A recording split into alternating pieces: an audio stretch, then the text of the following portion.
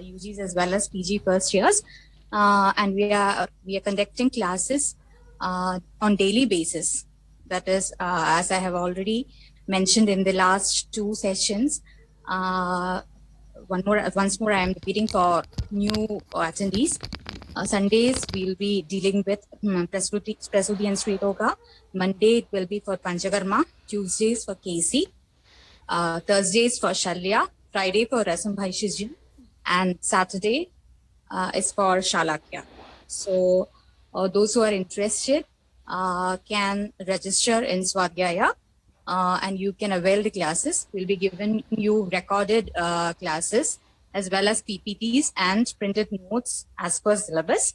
So we are planning to take 25 sessions as per syllabuses for each subject. And we are planning to wind up by October half so that you can prepare it well for your exams coming in November. So with this intention, we have started these series.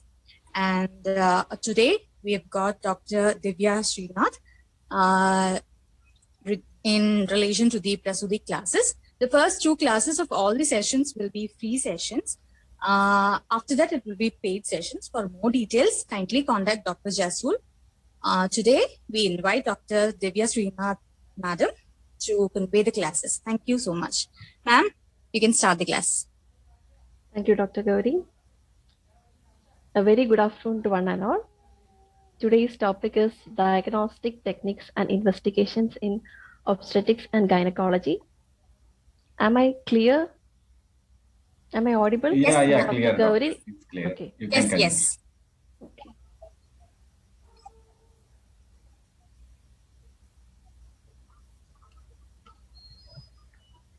The first and foremost step in diagnosis of a disease is a proper history taking.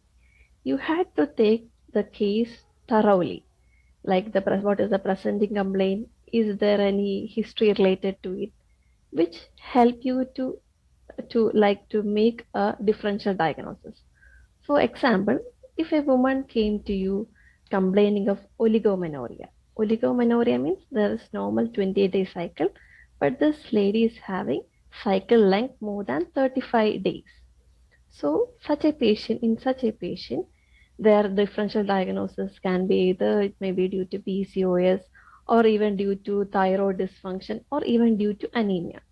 So with this differential diagnosis, you had to make a proper diagnosis. So this medical investigation supports your clinical diagnosis. So you can select some of the investigations like PCOS. Dr. Divya? Yes. Hello? Hello. Dr. Jaswal Enduti.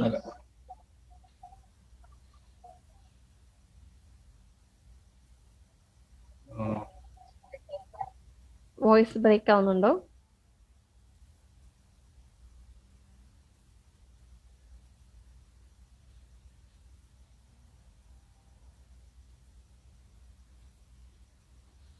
Hello, Dr. Jasul.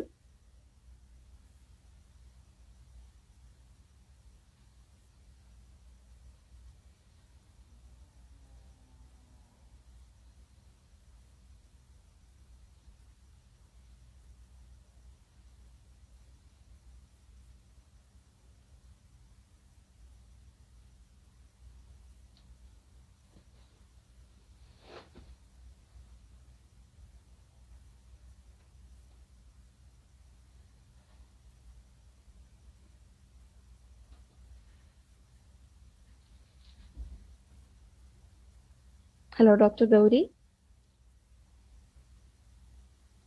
Doctor, you can continue. Okay.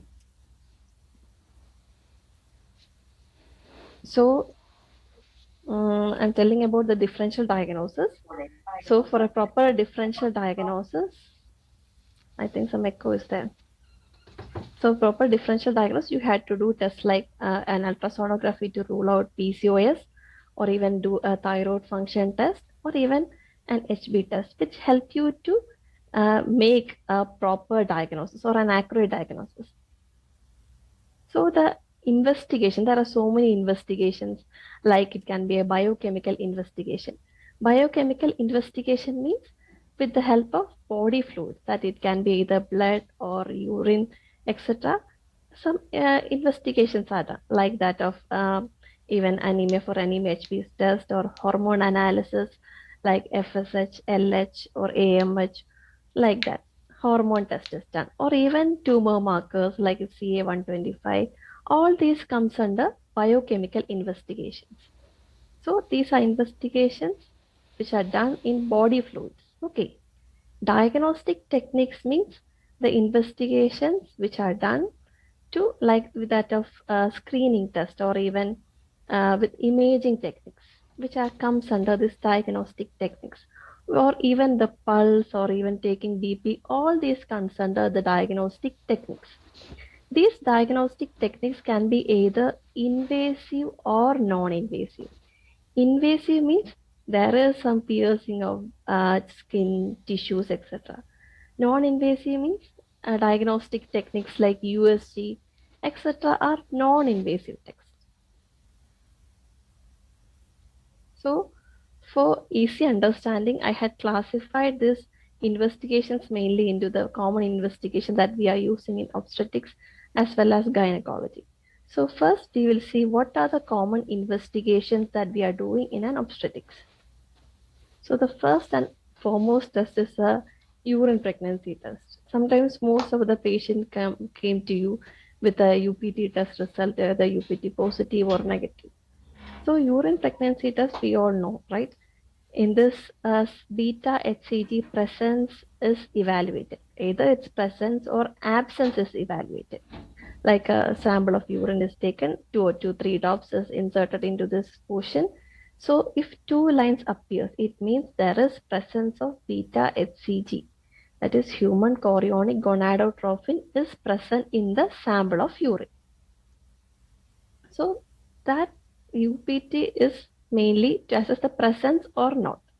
So this is a quantitative test, serum beta HCG.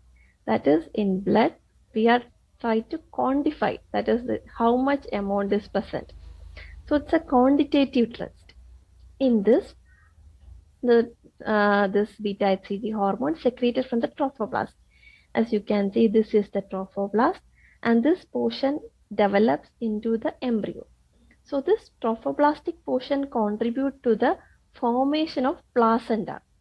So from this trophoblastic cell, this HCG hormone is secreted and which is present in the maternal blood. So this hormone passes into the maternal blood. So we can evaluate this HCG, serum HCG in the maternal blood. Okay, this beta HCG is present almost 8 to 10 days after fertilization. So if suppose today is 23rd is a menstrual period of a first menstrual day of a lady. After 14 days, it may be her ovulation time. Then after the next month 23rd is her expected period, menstrual period. So before 4 or 5 days, you can see or you can assess the serum HCG in the maternal blood to assess the pregnancy or not. If you are doing a UPT, you can assess or you can see the presence of HCG in urine on the day of the expected menstrual period. But in serum HCG, you can assess it 2 or even 4 or 5 days before the expected menstrual period. You can see whether the lady is pregnant or not. So one more thing is that the HCG level increases. That is, it gets doubled in every 48 hours. And it reaches its peak at about 8 to 11 weeks. It reaches about 100 international units. After that, it declines slowly and later it maintains a particular limit. So if a serum HCG is greater than 25 is considered to be positive, that is pregnancy is positive. So if less than 5 means negative. So how this 5 unit is present in the blood? So normally our body produces beta HCG hormone in a traces amount, like from the pituitary gland or even from liver. A trace amount of HCG is normally produced in the body. So if a value greater than 25 is considered to be positive, pregnancy positive. We can also apply this serum HCG, especially in diagnosis of pregnancy, as we had already mentioned. and also in diagnosis of ectopic pregnancy, that if that serum beta HCG is positive and this value gets doubled in every 48 hours, then after that, then we are doing a USG evaluation. There is no gestational sac is seen inside the uterus. So this is a normal uterus, and usually the embryo gets implanted here. When you are doing a USG, you can see a gestational sac here. So when you are doing a USG and a gestational sac is not visible, but the serum beta HCG value gets increased, like by say about 60 to 80%, it increases in every 48 hours. So there may be a possibility of ectopic pregnancy. Ectopic pregnancy means this usually it is implanted inside the uterus. If the embryo is implanted outside the uterus, the most probable chance is on the fallopian tube or even on the ovary itself. Another application is on spontaneous abortion. So if the beta HCG level gets reduced by 30%, then we can understand there is a chance of abortion. There is a chance of spontaneous abortion is there. Another thing, even in hydrogen mole also, there is after the removal, after the abortion, we can assess this HCG for whether for complete evacuation of this hydrogen hormone, we are using this HCG marker, not marker, the HCG serum HCG. And even in a non-pregnant woman, sometimes we can see there is a increased level of beta HCG. It is seen especially in certain ovarian tumor, and also in male certain testicular tumor have an increased serum beta HCG level. So we can use the same test in different contexts. Okay. So now we will see, first we will go to for a doctor for an investigation, then there will be a routine set of investigations to be done, or these are just screening tests. We are screening a patient we are seeing whether this particular patient is present in this high risk group or not. So these are the common routine investigations like this common blood test, HB blood grouping, and we also do a fasting blood sugar and also postpartum blood sugar to find whether this patient is already a diabetic or not. This lady is already diabetic or not. Another common function we do is a thyroid function test. So the normally thyroxine is essential for the normal development of the baby. So in the first trimester or in the first 3 months, the baby depends thyroxine from the mother. So mother's thyroxine function should be normal. Otherwise, we had to supplement it. So the thyroid function evaluation is important. Thyroid function, a thyroid hormone or thyroxine is essential for the proper brain development of the baby. Another is vitamin D. Vitamin D is now routinely done procedure test. Then HIV and hepatitis B. These investigations are mainly done because it can cause vertical transmission. That is, this infection can spread from the mother to the baby. So if we are diagnosing it in the first trimester, if we are managing thoroughly, especially in the HIV in the first trimester, there is less than 25% chance for transmission of this HIV to the baby. And another common investigation test like torch infections. TO means toxoplasmosis, R rubella, C for cytomegalovirus, and H for herpes simplex. These are a common group of infection. These cause congenital anomaly to the baby. So these and also they may cause the repeated pregnancy loss to the mother. So these had other common routine investigation to screen the high risk mother, and we had to give special care or special treatment for her condition.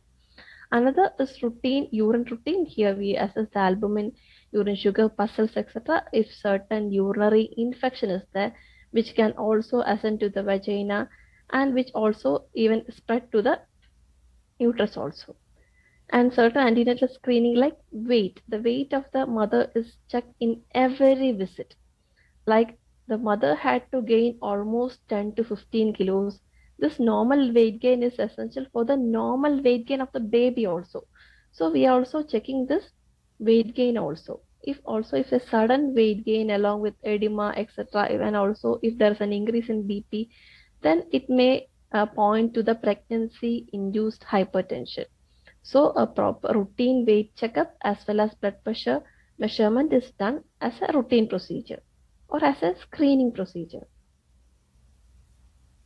So another examination is a biophysical examination, that we are assessing how the baby is, how the environment of the baby is through the USG ultrasonography or through the Doppler ultrasonography.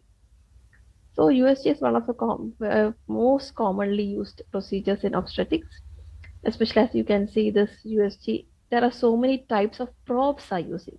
This is the most commonly two types of probe that we are commonly using is curvilinear probe and this endocavity probe.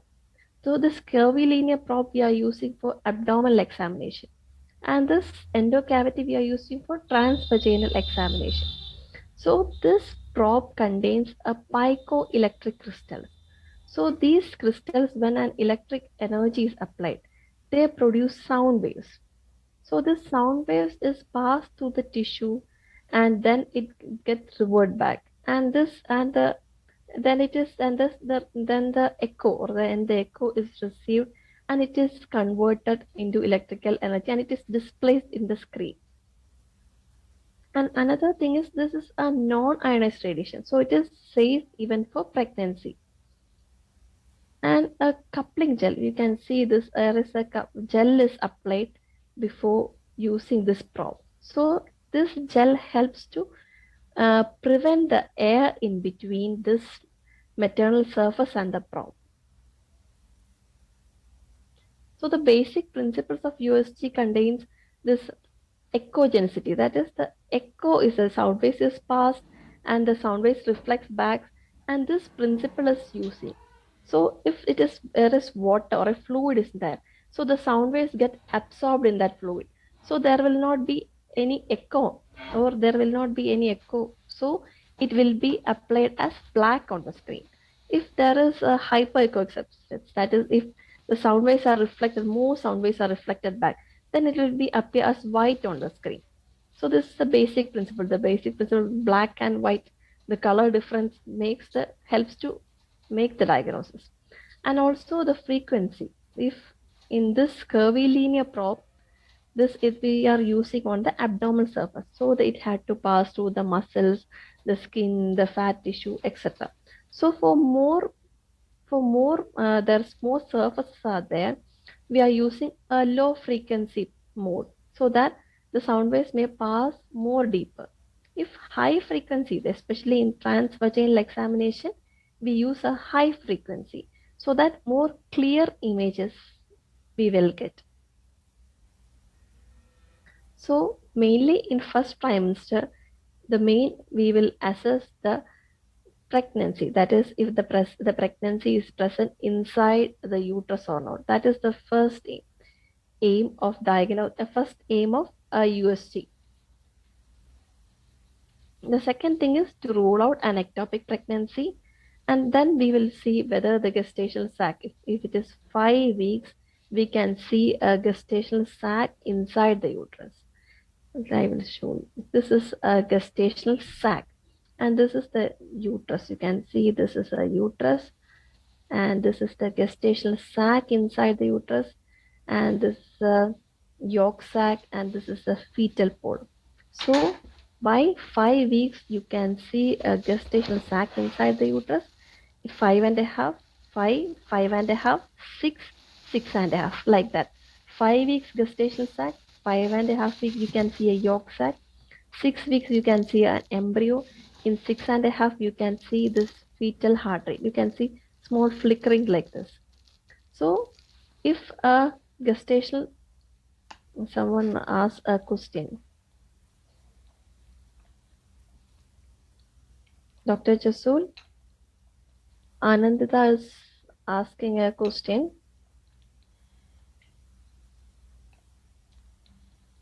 Yeah, questions we can address last time. Okay. You can continue. Okay. The first can also we can assess the number of pregnancy, whether there is a multiple pregnancy like that. we can see if there's two gestational sacs are seen inside the uterus, then we can say that there's a multiple pregnancy. And another thing is the dating, that if heartbeat is seen, or if fetal pole is seen, we can say that it's about 6 or 6.5 weeks. Like that, we can say. So dating of pregnancy is also is assessed in the first scan. So there are so many abnormalities we can see in the first scan. Some is like ectopic pregnancy. I had already mentioned the pregnancy which is outside the uterus or outside the main uterus. There is anembryonic pregnancy. Anembryonic pregnancy means this gestational sac will be seen even after 6.5 or even after 7 weeks.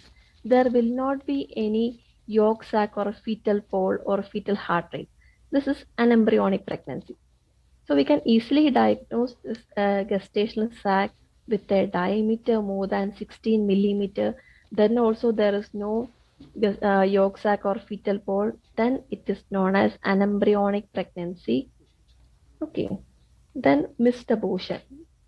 So if there is some bleeding, we can see retroperitoneal bleeding, you see, then we can opt for it. Then we can think about a missed abortion.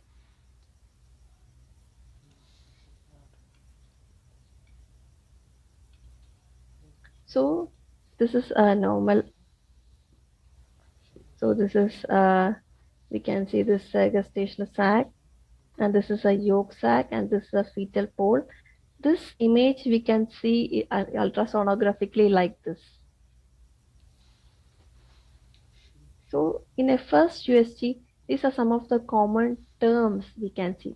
MSD, mean sac diameter. I had already mentioned this is a gestational sac, and I am mentioning the diameter. That is the mean sac diameter. If mean sac diameter more than 16 millimeter and absence of embryonic pole, there is an empty gestational sac or a blighted ovum or an embryonic pregnancy. These are the common terms we are using. Next, we can see in an USG, a USG report is a CRL, that is crown rump length. So this measurement is taken as crown rump length. This area will develop into future head. So this diameter is measured as crown rump length. So we can see in a report the single viable intrauterine gestation. So in every report, it will be specific, clearly mentioned that intrauterine gestation. If a gynecologist miss an ectopic pregnancy, it is considered as a very bad obstetrician. Like that, it is considered. So abnormal findings are ectopic pregnancy. So this is an image of an ectopic pregnancy. This is a normal uterus, and we cannot see any inside the endometrium. We cannot see any gestational sac. We can see a gestational sac near to this area. So an embryonic pregnancy we had discussed. And another term we will see in the first trimester or in the early scan is subchorionic hemorrhage. Subchorionic hemorrhage means this is the trophoblastic cells, and which may develop into future placenta. So there is some blood is seen on the back side surface of this future developing placenta. So this subchorionic hemorrhage. So there is a chance of threatened abortion is there. In almost 60% of cases, it may usually reabsorb, or the continuation of pregnancy is possible. Like with our Garbhasthamana drugs, we can continue the pregnancy. In some cases, there may be a chance of abortion also. So another common finding is of not common, but another type of finding is of hydatiform mole. So this trophoblast, this trophoblast develop into placenta. So will be an abnormal proliferation of this trophoblast, which may lead to this hydatiform mole. So in such type of cases, then abortion is a must, and serum beta HCG should be monitored for complete evacuation of this hydatiform mole. So and another rare complications also, uterine anomaly also we can see in the first trimester scan. So this is uterine didelphys, that is there is two half of uterus. So sometimes an embryo may attach in a particular horn. So there may be an early preterm labor or even abortion may be a cause. In this is an ultrasound image of this bicoordinate uterus. You can see this gestational sac on one hole. So another thing is in the nowadays it's a common procedure to do an aneuploidy scan in between 11 to 13 weeks. Aneuploidy means there is this test is done to detect whether there is any chromosomal anomaly.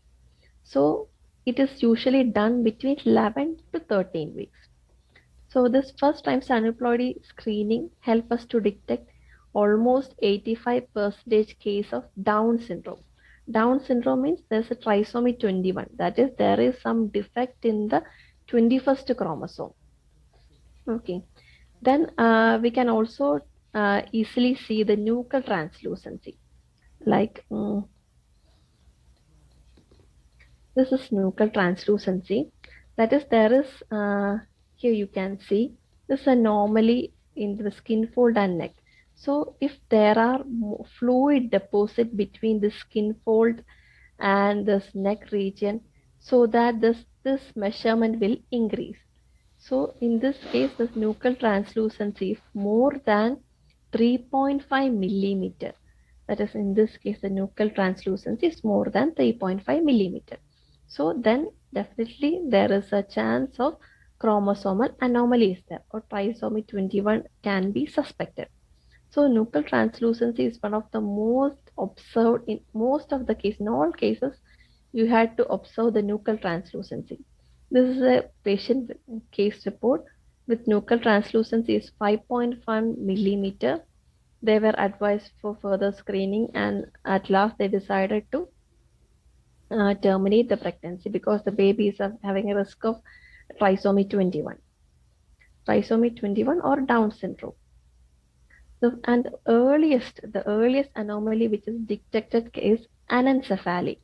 Anencephaly, that is, there is absence of this most of the skull bone and brain hemisphere. This is the most earlierly detected anomaly. By 10th week, we can detect this anomaly. So in a Down syndrome patient, another thing they will observe is the nasal bone. That is, if nasal bone, this is the nasal bone, you can see this. This is a nasal bone in a normal patient. And in this case, there is absence of nasal bone. So absence of nasal bone is also an indicator of trisomy 21 or Down syndrome. And then the third scan is done as an anomaly scan, which is commonly done in 16 to 18 weeks. Okay, the first scan is to confirm the pregnancy and also to confirm the position of the pregnancy, whether it is intrauterine or not. The second scan is the aneuploidy scan.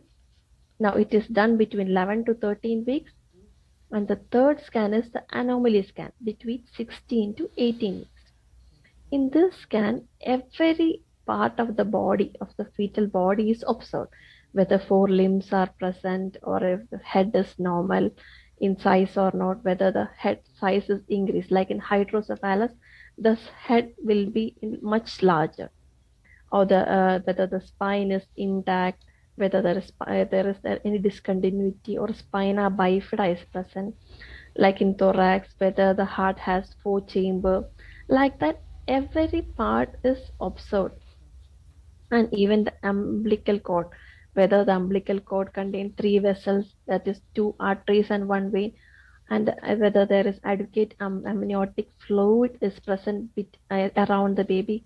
All these things are detailedly evaluated. So in a USG, you can see some common terms, especially in this anomaly scan: BPD, HC, FC, AC. Like common certain terms are there. So we will discuss what are these common terms. That is BPD, biparietal diameter. That is, this is the transsectional view of the skull of the baby. So this diameter is the biparietal diameter. and head circumference is also measured to in order to evaluate is there proper growth of the baby is there, also to exclude there is hydrocephalus or microcephaly. Microcephaly is small head, hydrocephalus means large head. Femur length is also femur length, which is the longest one, its length is also measured to assess the fetal growth also. Abdomen circumference, this factor is also assessed to the fetal size is increasing or not. So now you know these terms: BPD, biparietal diameter, head circumference, femur length, abdominal circumference. So these are evaluate the fetal biometric profile. And then we'll go look for fetal environment, whether the placenta is located in the correct place. That is, in this image you can see the placenta in the in the upper portion, around the fundus or in the anterior wall or in the posterior wall, like that it is evaluated. If the placenta is situated in the low portion or it is a low lying placenta, so as the pregnancy advances, this uterus gets stretched, so there is a chance of bleeding. And also in this third case, you can see the placenta is almost covering the cervical opening. So there is a less chance for normal vaginal delivery. Okay. Another thing is this placenta accreta, increta, percreta. That is, if the placenta is attaching more deeper into the muscular tissue of the uterus, then it is placenta increta. Like if it pierces even outside the uterus, then it is placenta. It's like percreta. So we are assessing the placenta size, location, etc. Another thing is amniotic fluid.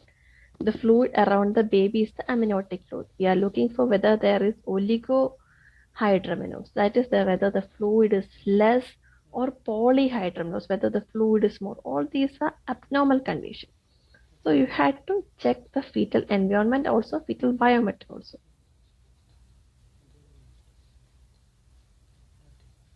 So by the ultrasound screening, if it is more given importance to maternal age. If the lady of age greater than 35 years, the screening test is important, or history of repeated abortion. If both the partners have family history of any congenital anomaly or a mental retarded, or a previous baby with any congenital anomaly, these patients had to do a thorough screening for this aneuploidy or even for this anomaly scan.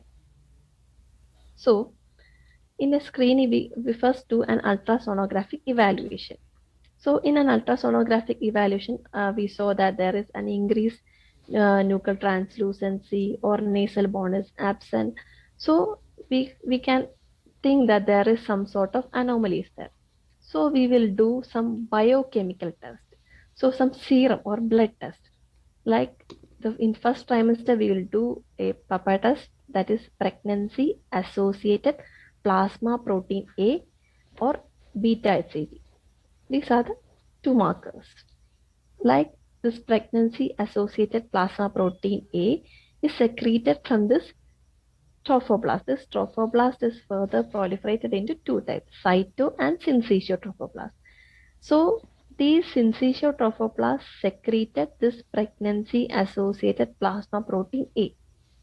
So when the level of pregnancy associated plasma protein A is low, then there is an increased chance of this anomaly is there. Another is serum beta HCG. Serum beta HCG, if in a Down syndrome or in a trisomy 21, it is almost 2.5 times more, like 2.5 times more multiples of median. So then also we can see that these two markers are abnormal. So there is a more chance of abnormality to the fetus.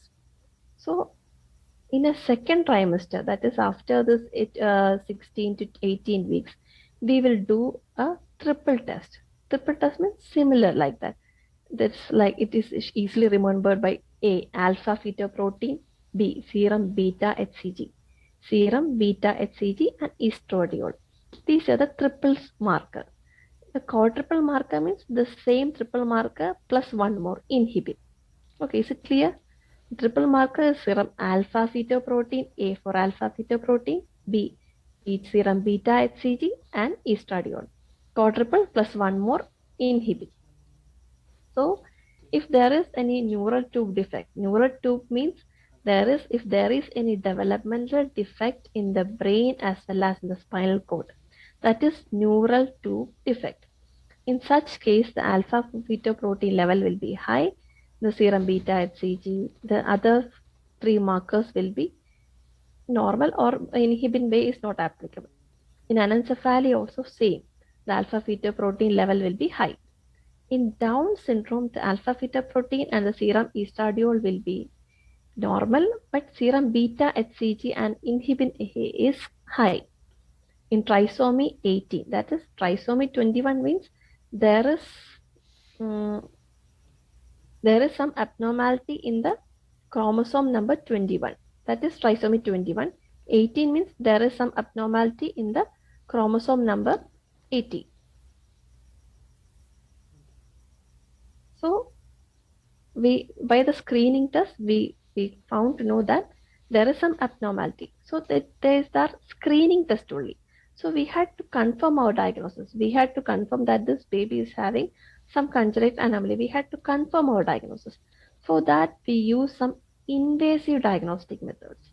Okay, some of the invasive diagnostic methods like chorionic villi sampling, amniosynthesis, and codosynthesis. These are the invasive diagnostic methods. So we will deal one by one.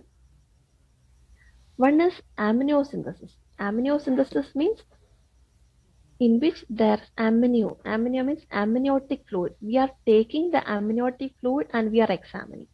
So the amniosynthesis means under the ultrasound guidance, by the ultrasound guidance, a needle, a long needle is inserted to the maternal surface, maternal skin, maternal tissues, in the of cover passing the uterine musculature, and then it reaches the amniotic sac.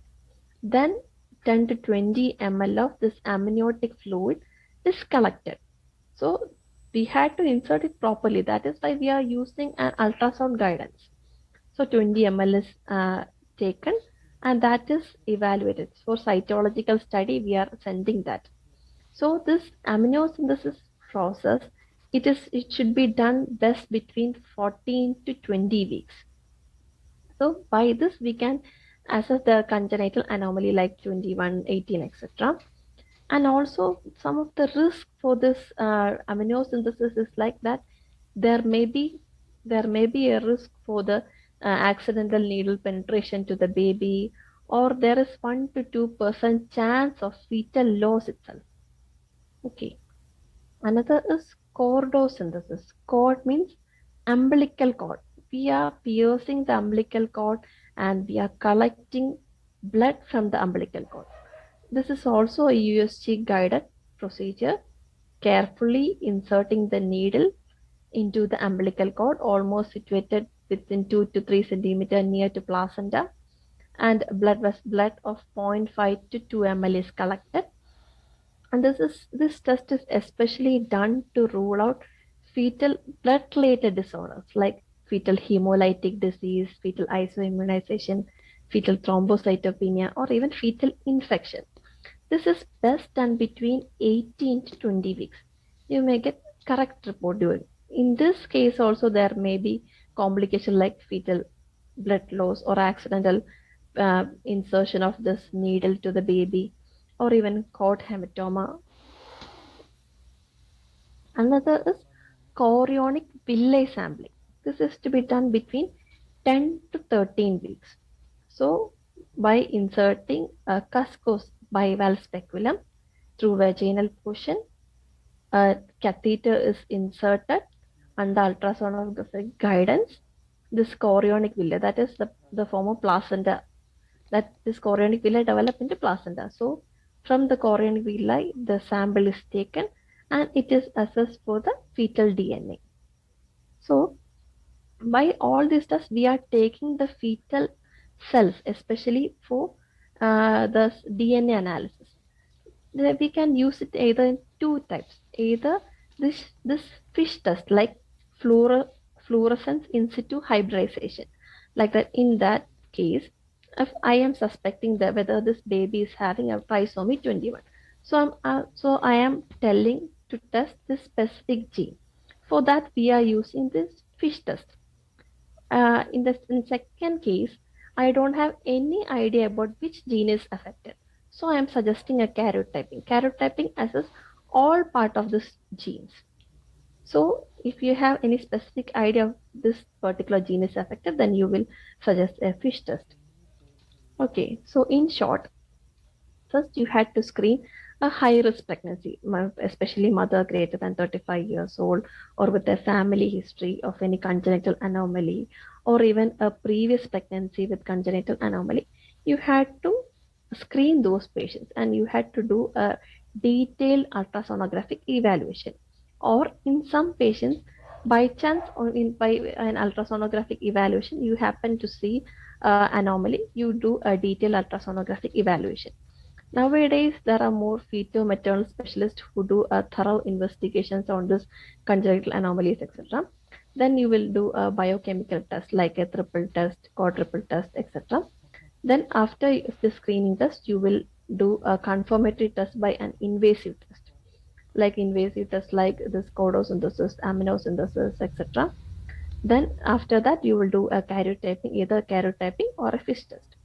Most of the couple who have this, especially I had mentioned that case who with neural tube defect with nuchal translucency more than 5, that patient came to me for a second opinion.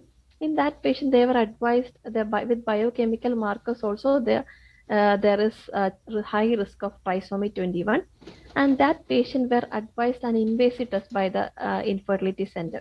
So such some patients may go further with the invasive test, but some patients may think that if there is a high risk of this congenital anomaly, then they opt for a then they opt for an abortion.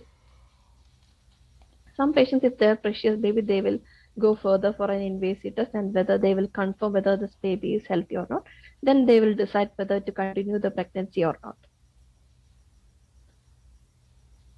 So now we will do it's an oral glucose tolerance test. It is done especially in 24 to 28 weeks. Even if a lady in her first trimester, if she is non-diabetic, there is a chance of lady to become diabetic in 24 to 28 weeks. So in such type of patient, we had to screen all patients. So 75 gram of glucose is given after 8 hours of fasting. Then first fasting blood sugar is measured. Then after 1 hour, another sample of blood is taken. Then after 2 hours, if the value is above than normal, then the patient is considered to be diabetic, and she had to advise for certain specific diet. Even after that, her insulin level is much high, then she may give insulin. Normally it was glucose challenge test, that is 50 gram glucose was given, or glucose tolerance test, 100 gram glucose was given. Now it is oral glucose tolerance test with 75 gram glucose is given. This is done, the time you had to be clear within 24 to 28 weeks. Other complication, other investigation especially is hypertension is one of the higher risk in pregnancy. That is, it is considered among the dangerous triad. That is hypertension, other thing is bleeding disorder, and the third is infection. So these are the 3 dangerous triad in a pregnancy. So every month the woman is checked for her BP. So usually in first trimester, the BP just fall a little bit. After 20 weeks, there will be an increase in the BP level. So in a gestational hypertension, there may be an increase in BP without proteinuria. But in preeclampsia means there is increase in BP with proteinuria, and also there is edema in the body, there is headache, and also eye related some pain in the back of the eye. Their patient may have pain. In such type of patient, we had to further evaluate and we had to manage her BP. So even after delivery also, it takes 12 weeks for the hypertension to be controlled. Then it is a third trimester scan. The third trimester scan is mainly assessed to the fetal growth and well-being, whether there is any intrauterine growth retardation. That is, intrauterine growth retardation means the normal fetal growth is assessed. If it deviates from the normal standard level, if it deviates less, that is, baby weight is much less, then there is a risk of intrauterine growth retardation or IUGR, or there may be also a risk for intrauterine death also. And also it is done to confirm the presentation of the baby, whether it is a cephalic presentation or breech presentation. Cephalic presentation means head down, that is, head is in the lower portion of the uterus, so that there is a chance for normal vaginal delivery. In breech presentation, there is a less chance for normal vaginal delivery. So in late pregnancy, another investigation or diagnosis, non-stress test, NST, which is commonly done.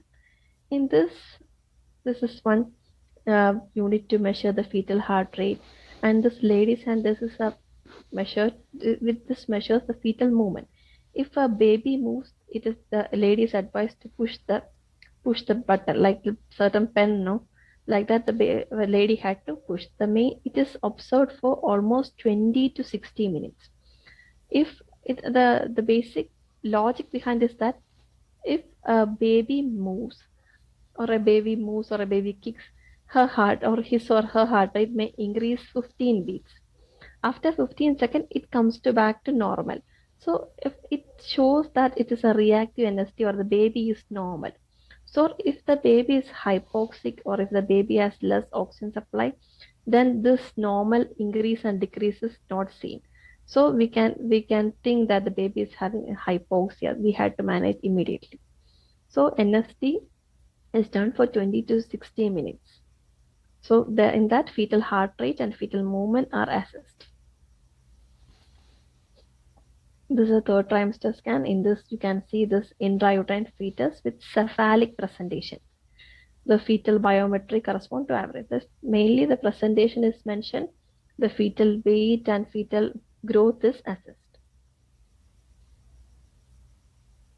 So here ends the detailed obstetrical investigations or examination that we do in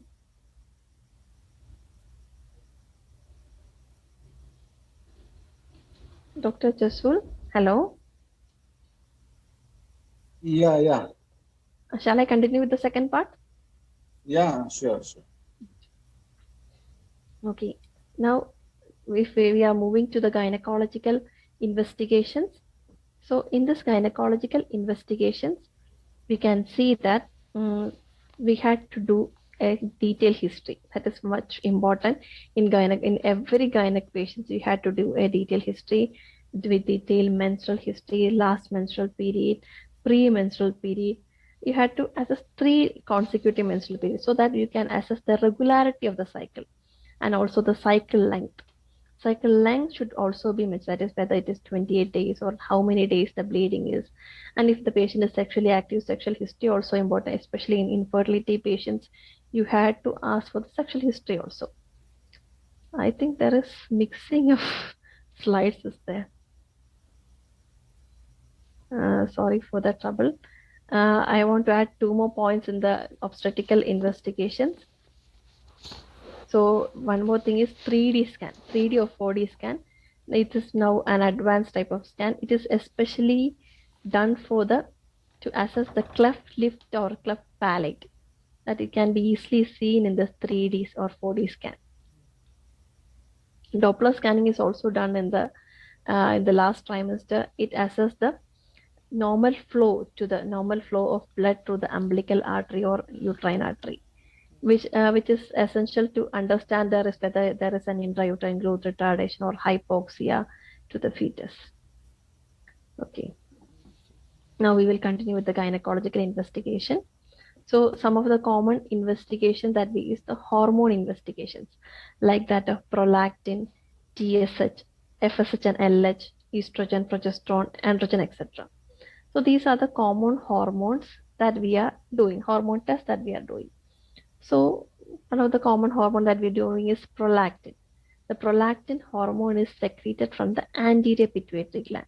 So this hormone is responsible for the lactation in a after postpartum period. So this then the physiological increase of prolactin hormone is essential for the normal lactation. So even also after exercise or even some stress also cause a physiological mild increase in prolactin level. Or certain medicines or certain drugs also cause an increase in the prolactin hormone level. So if a patient comes to you with galactorrhea, galactorrhea means the secretion of milk from the breast in a non-pregnant woman, if or a lady comes to you with a clinical presentation like galactorrhea, or even oligomenorrhea, anovulation, like that, you had to check the prolactin level. Or sometimes the patient comes to you with the clinical symptom with, like as I had already mentioned, milk coming from the breast. Otherwise, while doing an infertility evaluation, we are happen to see there is an increased level of prolactin hormone, especially greater than 20 nanogram per ml. So if such a finding is that there is an increased prolactin level in her blood, so the next thing you had to check the TSH. Okay, TSH, thyroid stimulating hormone. If TSH is increased, okay, if TSH is increased, it may be the reason for increased prolactin level. So you had to manage the thyroid, you had to manage the TSH level, or you had to advise the thyroid drugs like thyroxine, etc. Otherwise, if the thyroxine, especially otherwise if the TSH level is normal, then the next probable diagnosis will be because this prolactin hormone is secreted from the anterior pituitary. So the next probable diagnosis may be there is some like growth in the pituitary gland, which may be the reason for the increased prolactin level. So in 80 to 90% of case, there may be there may be increased TSH, may be reason for this increased prolactin level. So you had to check the TSH first, and later, if it is, I had already mentioned, later that you can do an MRI. So the clinical presentations in if an thyroid function is abnormal, the clinical presentation may be oligomenorrhea, that is, there may be more than 35 days. Cycle interval may be more than 35 days, or even some patient may have amenorrhea, absence of menstruation, or heavy bleeding, or subfertility. Thyroid hormone is essential for the normal conception. Nowadays, there are so many infertility cases associated with the hypothyroidism. So first you had to check TSH. In TSH, if it is high, then check T4 level. If T4 level is low, then it is hypothyroidism. If T4 level is normal and TSH level is high, it is said to be the subclinical hypothyroidism. If T4 and T3 level is high, it is hypothyroidism. So if a patient comes to you with oligomenorrhea, definitely you had to check the thyroid functions also. Another this hormone test we are doing is FSH-LH. FSH in early follicular phase, especially FSH is done in the second or third day of menstruation. It is the most apt time to evaluate the FSH level. If FSH level is between 3 to 10, it is normal. If FSH level is greater than 20 or 25 international unit per liter, so it indicates that the ovary is not functioning. Like if a thyroid is not functioning, so the thyroid stimulating hormone is secreted more to stimulate this thyroid gland. Likewise, if FSH level is increased, so that it is stimulating more the ovary to function normally. So an increased FSH means increased FSH and LH means it indicates that the ovary function is not doing properly. So diminishing over, so AMH value is also checked. AMH hormone is evaluated on day 2 or day 3. In that, you will get a normal value of 2 to 4 nanogram per ml. If it is less than 2 nanogram per ml, we can assess that the ovarian function is low. If it is more than 4, it indicates that there is an increased risk of PCOS. Another test is the serum progesterone level. We are evaluating serum progesterone level in the mid-luteal phase. That is, in the first phase, there is follicular development. Up to 14 days, there is ovulation. After that, there is luteal phase. After ovulation to the next days from 14 to 28, this is the luteal phase. In the mid-luteal phase, due to ovulation, the progesterone level will be 5 to 20 nanogram. It indicates that there is a proper ovulation is done. Proper ovulation happened. So moving to the USGs in gynecological disorders. We usually use a USG to assess the PCOS, endometriosis, endometriotic hyperplasia, or irregular bleeding, or with patients' complaints of fibroid, etc.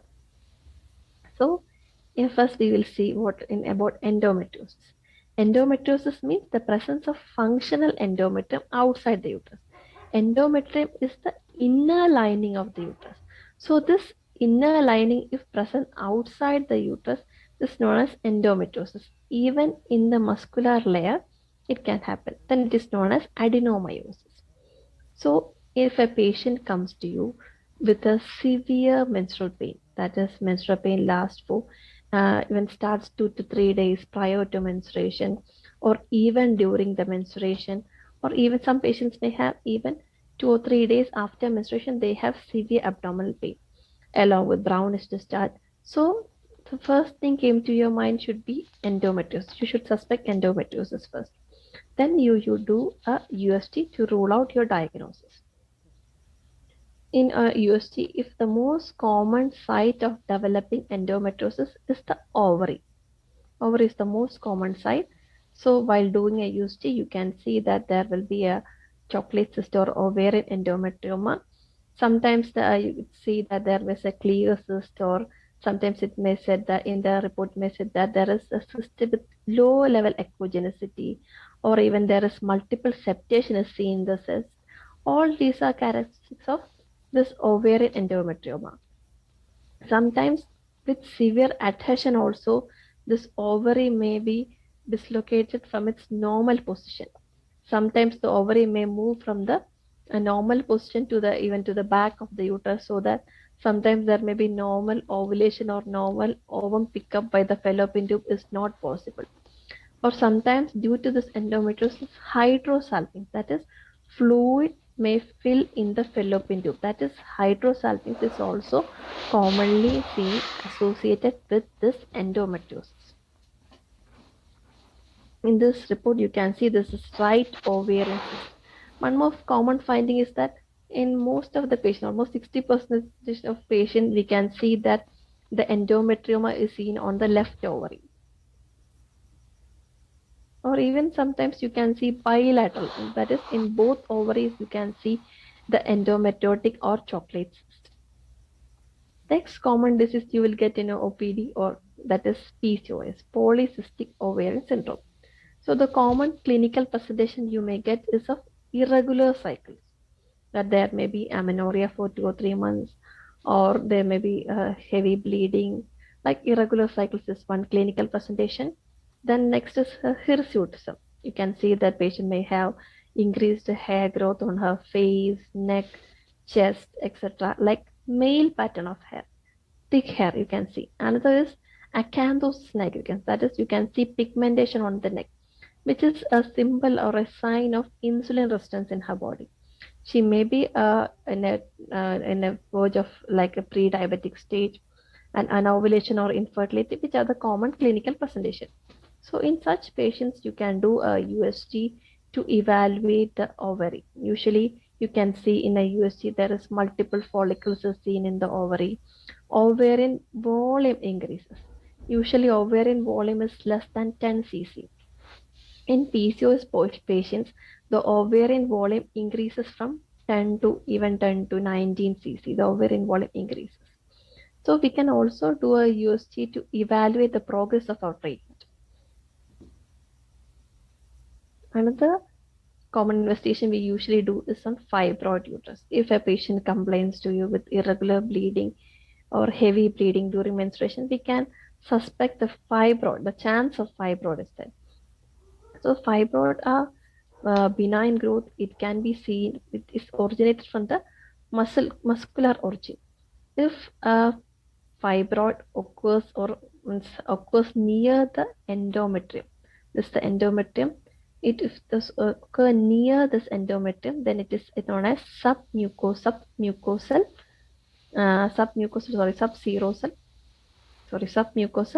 fibroid. If this between this muscular layer is known as intramural, or it close to the peritoneum, it is known as subserosal. Okay, inside near to the endometrium, it is submucosal, intramural, and subserosal. So this is an ultrasonographic image. This is a uterus. You can see this endometrium. You can see this fibroid. This is a submucous fibroid is getting into the endometrial cavity, which may be a reason for heavy bleeding for this patient. And also, if pregnancy is planning, this itself may be a cause for infertility. Or if this fibroid occurs near the corner of uterus. Corner means where the fallopian tube attached to the uterus. So this is the corner. If it occurs around or nearby the corner of uterus, there may be a more chance of ectopic pregnancy. So if there is a submucosal large fibroid is there, it is always advisable to advise a myomectomy, to removal of this myoma or fibroid if pregnancy is planning, or if severe bleeding is there. Next is antral follicular count. Antral follicle means a follicle of size 2 to 10 millimeter. Especially this antral follicular count is done during the second or third day of menstruation. So this is evaluated mainly through transvaginal sonography.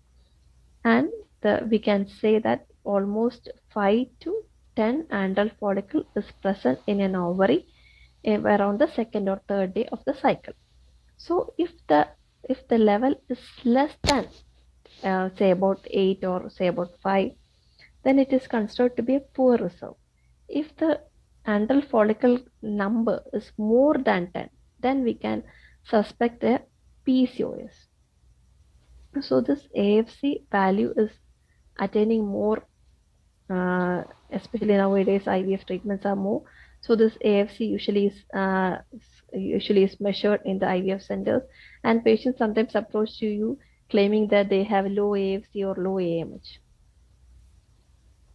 Next is a follicular study, which help to evaluate the ovulation or not.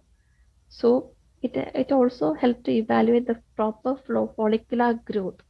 Follicle means an antral follicle, the small follicles. We can assess ultrasonographically the growth of follicle when the follicle reach almost 20 millimeter. Okay, when it reaches a number of say about 20 millimeter, there is more chance of rupturing of the follicle and ovulation happen. So we are assessing the follicular growth from 10th day, and alternate days we are advised to do an USG till the ovulation is observed. Then after ovulation also, you can see the either there may be a dominant follicle is seen in either whether it is in a right or left ovary, and the doctor is assessing the follicular size like 12 into 15 millimeter, like that up to 20 millimeter. When it reaches, the ovulation happens, and as a sign of ovulation, this follicular fluid is present in the pouch of Douglas. Pouch of Douglas is the area behind to this uterus. That is the pouch of Douglas. In the pouch of Douglas is the most dependent area. So this follicular fluid may easily collected in the pouch of Douglas. It is also a sign of ovulation. One of the most common examination that we do in our OPD is a pelvic examination. So if a lady is either married or if she is sexually active, you can easily do a pelvic examination. So when a patient, after emptying her bladder, we place her in a lithotomic position. Then Either by first you can do a bimanual examination. Bimanual examination means using both hands. First 2 fingers that is inserted into the vagina. There you can feel the lower portion of the uterus or the cervix. You can feel it, the lower portion of uterus, and you can assess whether the cervix is in upward or downward direction, or whether the uterus is a retroverted or anteverted position. You can assess with the position of the cervix. Then you can do a cervical motion tenderness test like this. This is the cervix. I had inserted my 2 fingers in the vagina and I move the cervix a little bit.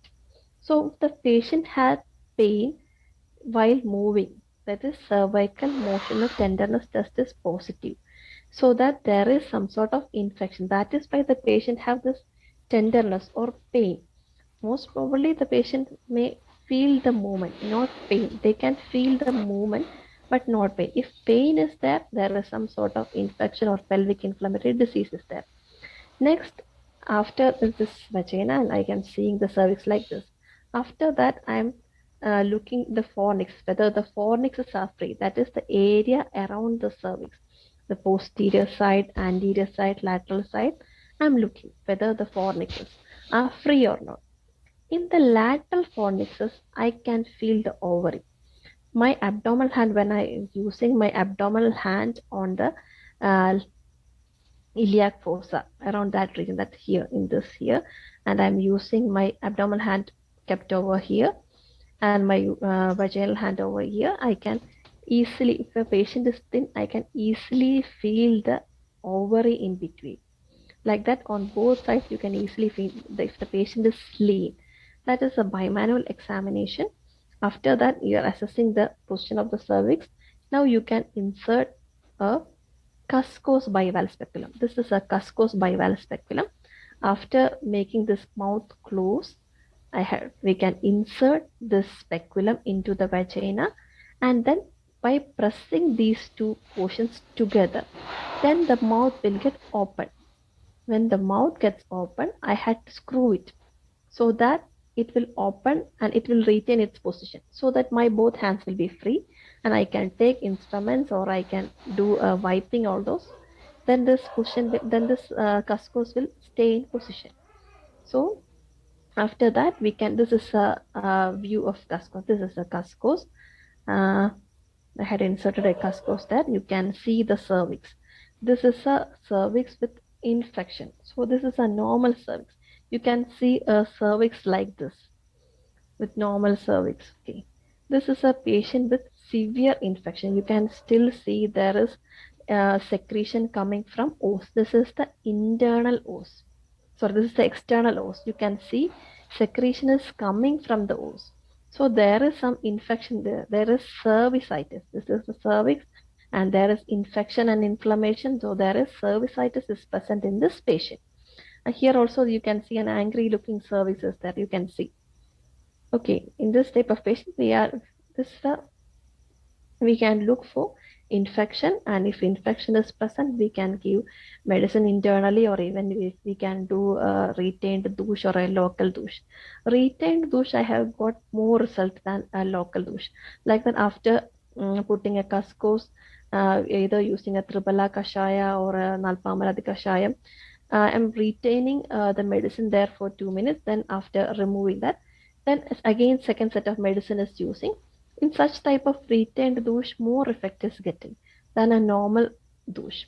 So if a patient is having this patient, the cervix is not feeling healthy, so it is advised to do a pap smear.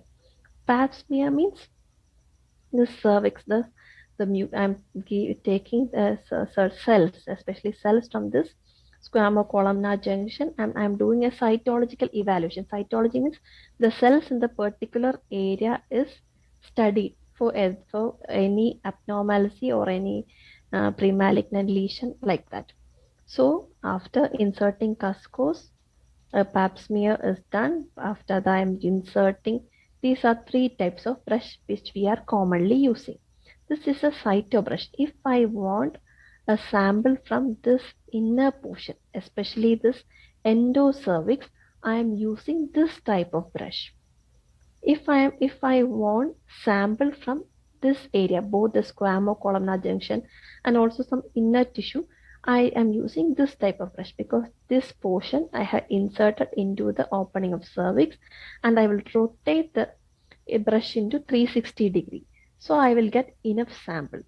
One more thing, you have to be careful that before taking a sample, please do not wipe or you do not use any reagents or on the cervix. You have to take it plainly. So the sample is taken, and please make sure that this top does not touch any of the surface. And after that, this portion, this broom is removed, and it is placed in the liquid, that is acetic acid, 90% acetic acid liquid, and it is sent for cytological evaluation. Is it clear?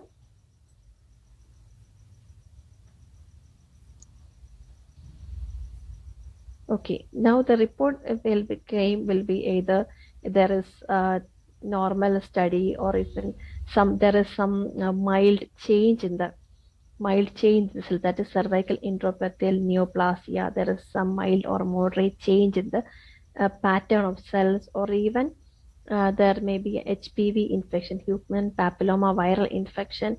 Is there such type of reports? It may come. So depending upon that, we can treat accordingly. So it is mainly used to screen cervical cancer. We are suspecting that this case is having some abnormality in the cervical tissue. So this patient may have a probable chance of developing into cervical malignancy or cervical atypia. So such type of patient screening is done by this PAP screen. It is now commonly done. So you had to understand this properly. The next step of this PAP evaluation is colposcopic evaluation. So when the report came, it mentions that there is some atypia or some abnormality in the tissue. So my next step is to do a colposcopic evaluation. Colposcopy means it's like a microscope, like a binocular, which has more resolution, which has more zooming power, like 10 to 20 times more zooming power. So if a PAP test is positive, we can do a colposcopic evaluation. This is a colposcope. By placing a patient in lithotomy position, and after inserting the cuscos, opening the cervix, we are visualizing the cervix with the microscope, binocular, like binocular type of microscope. We are visualizing the cervix. Another, we are using it visualizing under acetic acid, that is visual inspection with acetovitamin or acetic acid applying. We can apply 3 to 5% of acetic acid on the cervix with a sponge holding forceps. We are painting the cervix. With this acetic acid. So in such case, if the abnormal cells or tissue is present in the cervix, it turns white. That is acetovitamin. So it will be easy to take biopsy from that particular area. Otherwise, we are doing a Schiller's iodine or Lugos iodine. We are painting the cervix with iodine. So the normal tissue will absorb the iodine color. You all know, it's almost like a brown color. The normal tissue will absorb the color. The abnormal tissue will not absorb. So you had to take biopsy from that particular area. Using either a punch biopsy forceps, you can take that particular sample from that particular area. You can do a test for either pre-malignancy or malignancy. Another common investigation which is done is a hysterosalpingography. Especially it is done in association with infertility management. We can see that it's a radiological procedure. That is, after the patient is kept in lithotomy position, after inserting cuscos, by using a Rubin's cannula, you are injecting a dye. This dye is a water-soluble dye and radiopaque.